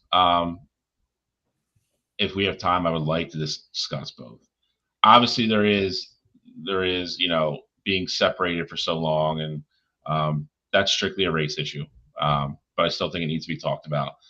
The second part of it is, though, if you take race out of it, there is all the gray area and ambiguity of how good that league really was and should some of those guys, be considered, league leaders all time in Major League Baseball now. And in fairness to a lot of people, I thought it was good. That was more of the conversation today. Of course, you're going to have some idiots that just, they're bigots. They are what they are. But that part of the discussion I read a lot of today, I thought was really interesting. I thought a lot of people from both sides made a lot of really good points. Just want both your thoughts on it, because there are some categories now that there is a Negro League player that is all time, like Ty Cobb got passed for batting average now, which is which is maybe the most ironic thing ever, if you know anything about Ty Cobb. No. But again, I just think, obviously, my opinion, obviously, it's long past due. I know they've always had like their own, the Hall of Fame has been good about incorporating, the Negro Leagues into the Hall of Fame, but for Major League Baseball to finally officially, incorporate stats and recognize them, I think is a big deal. But I do think the second part of the conversation is very interesting. Because a lot of people will claim that a lot of the stats are not necessarily kept as well as Major League Baseball was. See, that's not my point. That's not. Oh Here, no, like I said, okay. I wanted to be a discussion. I'm just talking about. I'm just going over stuff I read today. I know, I and think I it's a kind of want to great get into this. discussion. I'll be honest with you guys. I was really teetering on whether I was going to ask you guys if we're going to talk about this tonight or not. And I wasn't prepared for this, but I did read it and I did read into it. And I do have mixed emotions of it, right? Let me just be very clear when I say this. I don't think any stats that happened before African Americans broke the color barrier in Major League Baseball, any records should count. If you want to be clear about it, like, let's just be honest when we say this, right? I don't think the statistics that are brought over from the Negro Leagues to the Major League Baseball to being where they're at, I don't know how I feel about that. But what I do feel is I don't recognize Ty Cobb as the best batting average of all time because he was only hitting against white people. If I'm being completely honest with you. So, like, you look at this situation, right? I couldn't tell you the Major League Baseball was better than the Negro League as far as talent. I can't tell you that. Couldn't tell you that at all because other people weren't given a fair shake, a fair share, an opportunity. So, like, I think you might have post stats from when the color barrier was broken till now, to when inclusion happened in baseball to now. Because, like, saying you're the home run leader, Babe Ruth's the home run leader when he was, I mean, let's be honest. I don't know how many home runs he's hitting if CC could have threw him 92-mile-an-hour sliders. I'm just being real with you. That's a Daniel Tosh reference if anybody doesn't know what that is. But, like, look, say what you want to say, but neither league was full. And every time I do this, the damn balloons come. But neither league was full. They weren't full. So, like, I don't agree with. I guess I'm glad they're incorporated because I feel like it's a little bit more fair that they are incorporated. But I don't know, right? There's no reference. And at Major League Baseball took, what was it, 4.5 years that they said they took to really, like, reference and fact check everything that happened with it. Yeah, I'm very critical of Major League Baseball, in general. I will give them their credit on this. They didn't rush this. This was called for a long time ago, and they kind of said, like, all right, like, we're going to do it, but, like, to Gene's point, they didn't half-ass it. They took 4.5 years to try to verify every single little thing they could, and again, you're talking about pieces of paper that are 100 years old. You can't talk to anybody because nobody that was around back then keeping score is still alive. It was kind of a very uphill battle, to do this. So yeah, but the argument against it I read all day was constantly people were like, well, they played in a lesser competitive league and it was easier to accumulate stats. But, like, how the hell is that accurate? Like, I don't get that. The Major League Baseball was a lesser competitive league because everyone wasn't involved. All right, for instance, again, I'm not saying I agree with it, but you look at some of the stadiums that Major League Baseball played in. Okay. They were all, they're all legit stadiums, even back then. Like, me and you joke about Yankee Stadium all the time, but yeah, I mean, you look at some of the old parks like Shy Park, even, they were big stadiums. okay. I follow. There was a couple Negro League stadiums back then that were glorified, like, I don't want to say little league fields, but there were some of the stadiums that those teams. Now let's hold on. Obviously, they were forced to play there because of the situation, which again it's another whole discussion and wrong in its own right. Correct.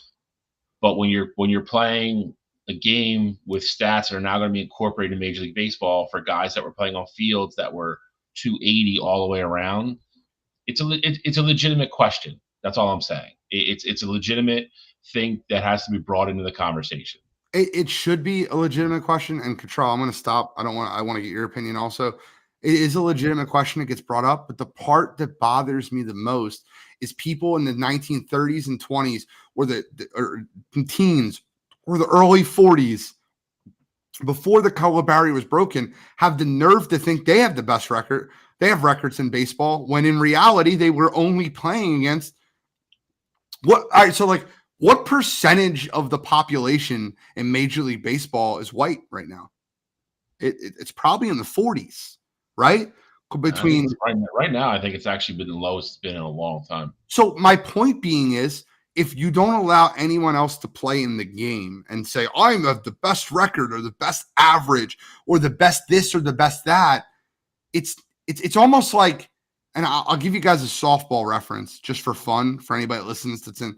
It's almost like if I was playing at a field and the only people that were allowed to play were people that like, I want to be able to play. And I was playing at Hatfield every night, hitting home runs against whoever I wanted to play. I don't, that's not fair.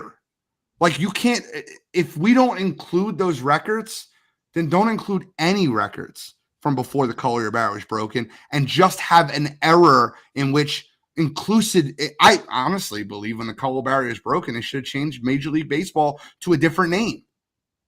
And had like the ABA and the NBA when they merged. I know it's a totally different situation, but like it's not the same league. There's one league in which everyone is included, and those records are the ones I'll recognize. Cottrell, what are your thoughts? I really want to hear yours. Yeah, so I mean, for me, I'm of the mindset like at this point, I do think the stats need to be broken up before that color barrier was broken compared to where they are now. Like I completely agree with what you said, Gene, there. Alex said it as well, like just with how different the game is as well, like those need to be broken up. But ultimately where I'm at with it, I'm okay with the stats being where they are right now, because it's not like this is a new thing for the MLB. Like there's been other baseball leagues that they count towards the MLB record book. Now I get it. Like the Negro leagues, like the span of time has lasted a lot longer than what some of these other leagues that they are included in there. But like, just like reading the whole thing about it, like the American Association and like the Players League and the Federal League. And I get it. Like those weren't long lasting leagues, but like stats from those leagues count like towards where everybody's at right now in terms of their entire career. So if those stats count and all those games weren't played in these crazy stadiums that we know now is like these MLB stadiums. So if those stats count towards where we are right now, why wouldn't the Negro League stats count to where they are now? And I get it. Both leagues, I do think both leagues were, and I don't want to say watered down because there was a ton of talent on both sides, but you never had a collection of talent. Correct.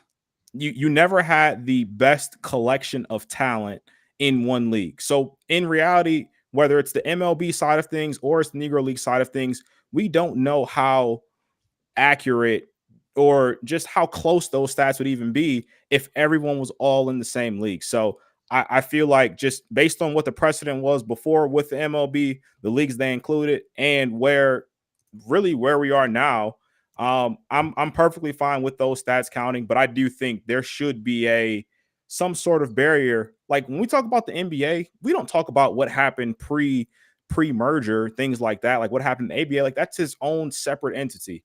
I know we don't have like the official name change with the MLB, but I do think it would be nice if it was just broken up into like those different categories. 100%. And here's the only piece of advice, only thing I can add on to it, right? When Jackie Robinson broke the color barrier, he wasn't the best player in the Negro League.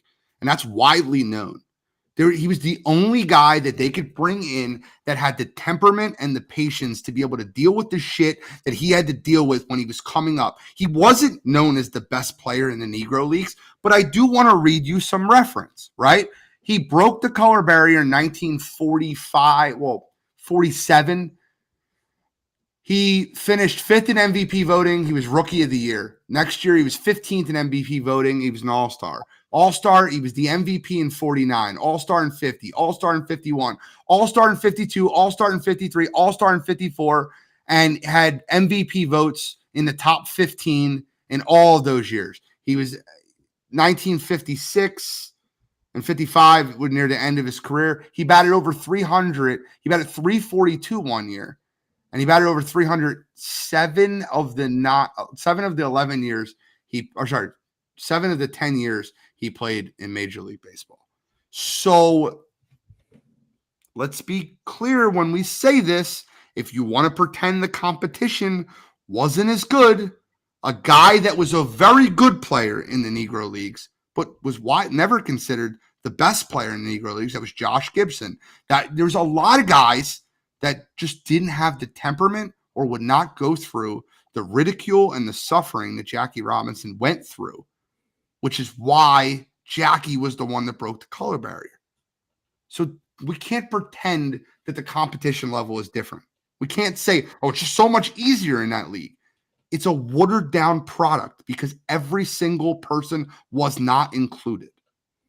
I'm sorry if you guys can't see that, but your Babe Ruth and Lou Gehrig records and Ty Cobb, they're not real. I'm sorry. They're not real. And that's my 2 cents. That's my opinion. You know, let's get into UFC. If you guys don't have anything else to say, I paused there. I didn't know. No, I mean, awkward spot right there. We could talk about this for 2 hours. Yeah, you're right. It's a fascinating topic. And again, we can always come back to it on a different show. As more and more stuff gets released. But the only thing I would say with Jackie is, I mean, Josh is always kind of like widely considered. I mean, for a while, he had the ignorant nickname of the Black Babe Ruth. I mean, that's what people called him when they saw him. But, he was kind of widely considered the guy. But you have to relax a little bit with the Jackie thing. Everything you said about his temperament, everything was right. Like he was the one that they considered the one that they would be able to sell, to the white fans. But he was a top 5 or 6 player, dude. Like if you go back and look at everything across the board for what he did before he came over, he was an elite player in the Negro Leagues before he came over. It wasn't like they picked a guy that was 40th and there was 39 other guys better than him. That's a little bit off. I didn't say 40 or 50. I said he wasn't considered the best player in the league. And Satchel Paige and Josh, listen, call it what you want to say. There were other great players that were over in the Negro Leagues that didn't have the opportunity to play. What I'm saying is, you can't just say. I get it. It could be an all-night conversation. I'll stop. Listen, I completely understand what you're saying, and it's again, we were robbed of seeing what it really would have been. Correct. If you keep Babe and all those guys, but the watered down white guys that shouldn't have been there, you take all them out and replace them with the elite guys that played in the Negro League, and that would have been the best, couple hundred baseball players on the planet at that time. And then it would have been great to see where everybody stood at the end of that. And just to be clear, Jackie Robinson only played 1.5 seasons in the Negro Leagues. He played for the Kansas City Monarchs for a year and a half. He batted 375, so he was a great hitter, but let's not pretend that he was ravaging the league for 4 or 5 years. Look at where he played at before they're playing pickup games. Everybody in the Negro Leagues knew who Jackie Robinson was. Sure, you're right. I'm not disagreeing with that.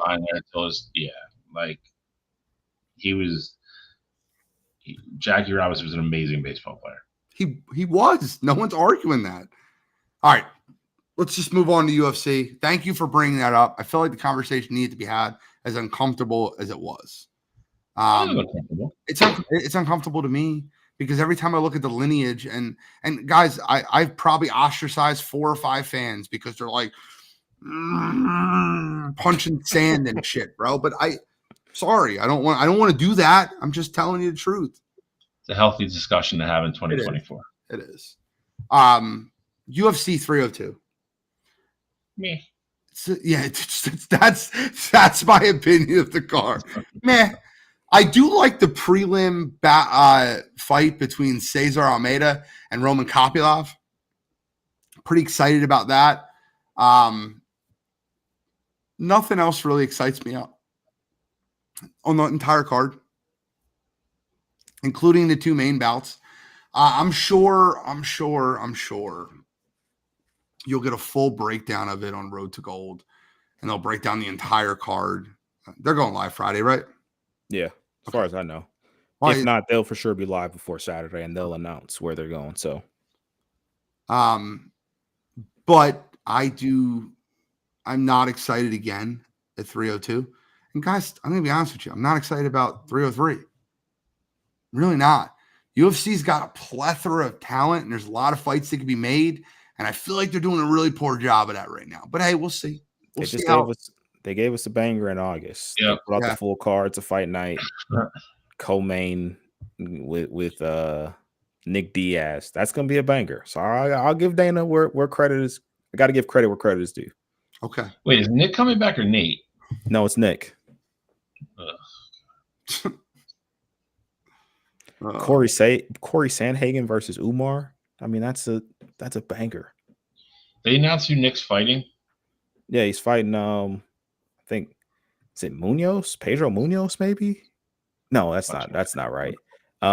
He's fighting the guy's ranked 7. Vicente Luque. Yeah, Vicente. Sandhagen versus. All right.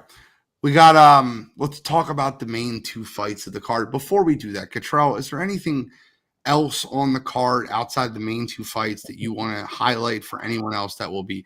Because I can't wait I think the fight night that's going to take place in Saudi Arabia is going to be better, if I'm being completely honest with you. That's going to also be a good one. And it's free. Fight night. Yeah, I mean, there's really nothing that like really comes to mind. Anytime you see Kevin Holland fight, I think it'll be entertaining. Not necessarily saying that's going to be like the best fight of the night or anything like that, but Kevin Holland's always entertaining to watch. But yeah, nothing too crazy entertaining before you get to the co-main and main. So let's talk about the co-main and main. And Kevin Holland is fighting. Who is he fighting? Mikel Oleg. Do I know this guy? Have I watched him fight before? Oleg Siak. I want to say yes. He fought Michael Pereira last. Okay. In March. That's the last. 299. He fought on the undercard. Correct. I know who he is. I know who he is. Okay. So you definitely seen him before. Yeah, the name probably was the first time, but yeah. All right, so let's talk about the undercard. Let's talk about the co-main event. Sean Strickland versus Paulo Costa. I am so excited to see this fight. Actually, I'm not, but I really hate Paulo Costa. I really hate Sean Strickland. I'm not a fan of either fighter. Cottrell, I think that Sean Strickland will win the fight because I don't know who I hate more.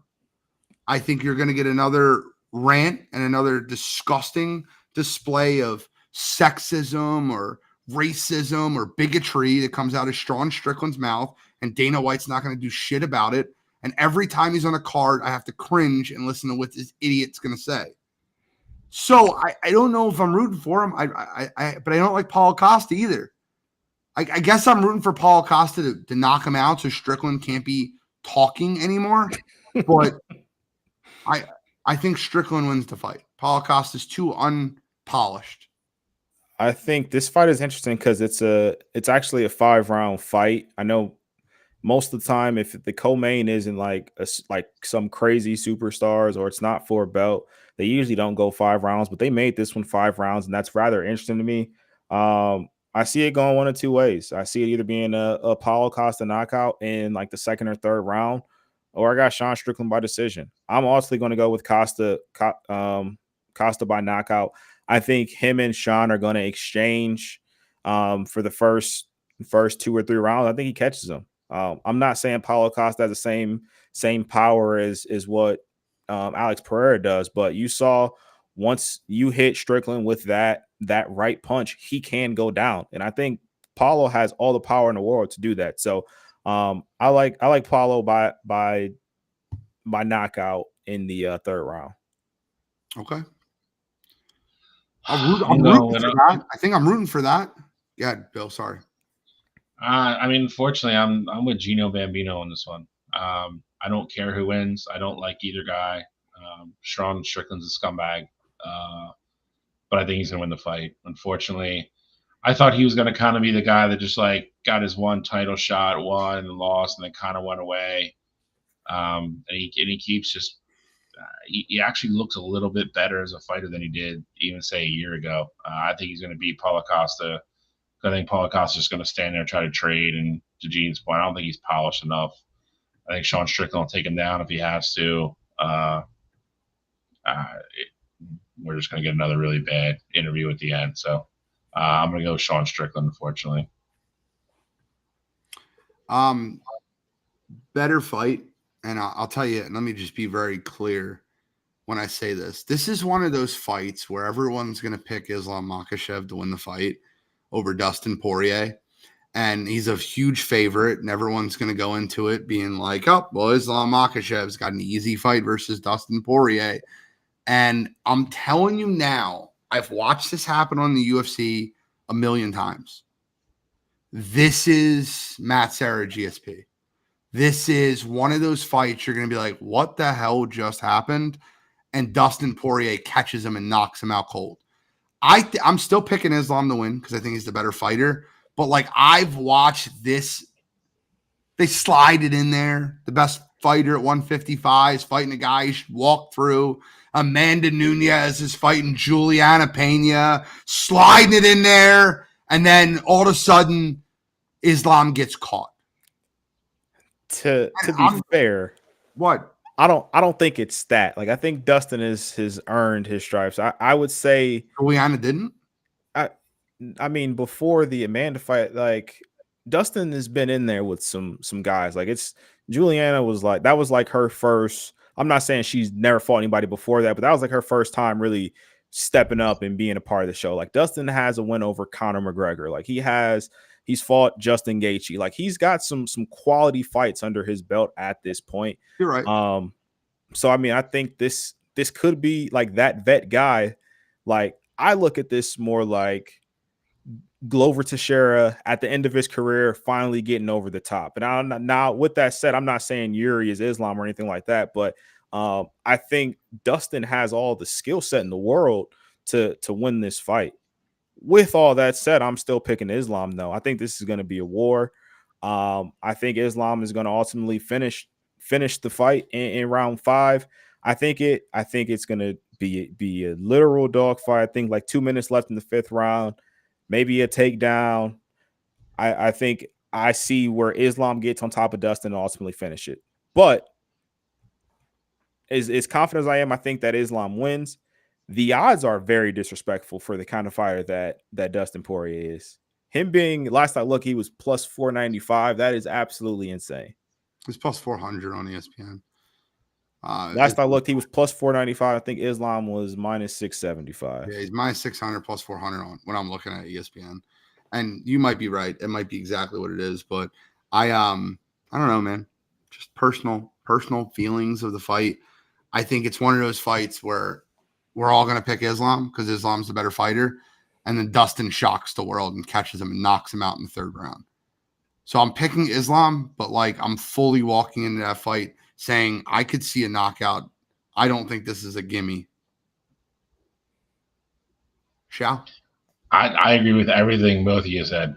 I don't think this is a layup by any means. I agree. I think the odds are horribly disrespectful. We've been on this and done this, for a couple of years now, and we've had some absolute shockers where all 3 of us thought somebody was going to walk in and take care of business. And you're talking about people that, we've considered possibly being on Mount Rushmore or all-time greats and get beat. And it does kind of have that feel. I mean, listen, however you want to slice it, I mean, this is his last title run. Dustin's a little bit older than I think people realize. He's had a lot of fights. He's been in a lot of wars. This is kind of his last stand, man. The one big thing about him is, he used to kind of start slow. In his last couple of fights, he hasn't. I'm in the same boat as you guys. I'm not going to pick him, but at the same time, I think he's a very live dog. I think he is. Like I said, I think he's this is his last stand, dude. I think, he's to Cottrell's other point. He's been in a couple big fights, man. Big, the lights don't get any brighter type situations. Obviously with Connor and some other things. I don't think he's going to be rattled by the moment at all. I think if he can weather the storm at the beginning, because I think Islam will come out probably fast. If he can get through that, I fully expect what Cottrell said. I think this is a fight, man. I think it's a dog fight. I think it's a great fight. I think they're going to beat the hell out of each other. I really do. You just have to look at Islam just being younger, a little bit quicker, probably stronger, maybe. And I think over the course of 5 rounds, it's probably, I think just being a little bit better kind of plays out. But I would love the shock win. I think shock wins are great for the sport sometimes. It's not like Dustin wouldn't be a great champion. He's not like a Sean Strickland type guy or something like that where you're like, oh, like now we got to deal with this guy forever until he loses. I would love for Dustin to win. I think Dustin's a good guy. I think he's one of those guys that nobody really hates. Everybody kind of likes him, roots for him most of the time. So I would love to see it. I don't think we're going to see it. But that being said, I think he's a very live dog. I think he goes out and whatever he's got left in the tank, I think is what you're going to see Saturday. That's kind of what we got for you. Hour 57. Let's get into You Got to Be Kidding Me. All right. So this week for me, my You Got to Be Kidding Me is going to be Karl Anthony Towns. We kind of alluded to it earlier, but as soon as the interview happened, I was dying laughing. So like we mentioned before, Cat got interviewed after game 3, and he was like, they were asking him about his shooting woes and, how he's basically handling that mentally. And he's like, oh, I shoot 1,500 shots every day. And, I've been so hot throughout the entire playoffs up until this point. So, it's definitely frustrating or whatever. And they go right back out to the guys, Kenny and Shaq and Draymond and Chuck and all of them. And they do the math in their head and they're like, at most, he's probably shooting like 500 shots in a day. So, Kat, for you to go out there and just blatantly lie, like for no other reason than to try and like make yourself sound good in the situation. This week for me, you get a kidding me. That's really funny. I just couldn't believe he said that. I was going to use the infield fly thing, so I wasn't shocked that it came up. So, I mean, it came up. We talked about it.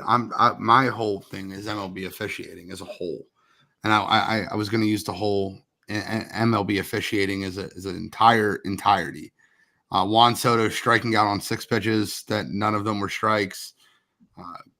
Bryce Harper being ejected in the first half of the inning for no cursing, no demonstrative behavior, and then the infield fly rule. I felt like major league umpires needed a You Got to Be Kidding Me again this week. And with the retirement of Angel Hernandez, it's only a perfect time. So for this week, me and Shally combine for a You Got to Be Kidding Me of MLB umpires. Kidding me. Gentlemen, any final thoughts? Women's College World Series predictions. Oh, yeah, let's get those. God. I unfortunately, I'm going to go Oklahoma over Texas. I just think they're still too good. I think they're a little less dominant this year than they have been in the past, but they're still probably the most complete overall team in the country. There is 2 teams in this tournament, though, that have beat them, that actually beat them twice apiece this year, and they didn't win the Big 12. Actually, Texas did. That's why they're number overall seed. But I think Oklahoma will get it done. From what I've seen so far this year, I think Oklahoma is very good. I think the 2 best teams in, at least that are still playing right now, are Texas and Florida. Fortunately for Oklahoma, they are both on the same side of the bracket. I'm going with Texas over Oklahoma in the final, but I would not be surprised at all if Florida beats Texas and then goes on to beat Oklahoma. I'm going Oklahoma over Florida. So I I can't pick. I tried picking against Oklahoma before. I'm always like not the guy to take the trendy favorite, but I'm going Oklahoma over Florida. They're the better team. It is what it is. Any final thoughts, Cottrell? I got nothing this week. Shall we? Nada. All right. Well, I'll have one next week because one of our best listeners' birthday's next week, but we celebrated today on the golf course. I am looking forward to being able to continue to bring fire. Please check us out. Wire2Wire Sports Network, the morning show. We're doing a live stream tomorrow night for Timberwolves versus Mavericks. Brett and N1 and Mo had 16,000 viewers last night watching. We have 180,000 on a reel, 850,000 on a TikTok. Guys, we appreciate the support. Continue to share, continue to grow. Wire2Wire Sports Network is coming at you with content after content after content, from Up and In, the Road to Gold, to N1, to the morning show, to Wire2Wire. Coast to Coast will be back before you know it. If I missed the show, please don't yell at me. I'm sorry. I love y'all. Thank you for tuning in to Wire2Wire Sports Podcast. I'm the NFL genius, Gene Walzak. That's Kent State's own, Cleveland's own College Control. Uncle Scholastic and Doc Shalley. We are signing out.